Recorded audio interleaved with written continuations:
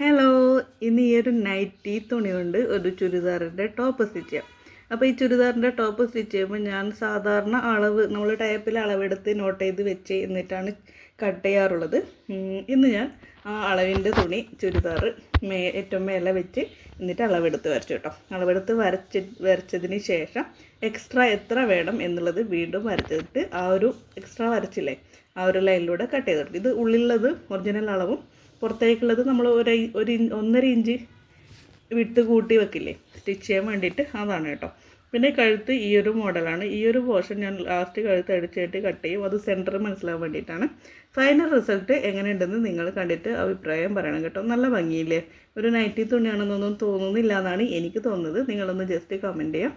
അപ്പോൾ വീഡിയോ ഇഷ്ടപ്പെട്ടാൽ ലൈക്ക് ചെയ്യണം, ഷെയർ ചെയ്യണം. പിന്നെ എന്തായാലും നിങ്ങൾ കണ്ടാൽ അഭിപ്രായം പറയണം കേട്ടോ. നമ്മുടെ തുടക്കക്കാർക്ക് നിങ്ങളുടെ അഭിപ്രായം ഒരുപാട് ഉപകാരമുള്ളൊരു കാര്യമാണ്, ഒരുപാട് സന്തോഷമുള്ള കാര്യമാണ്.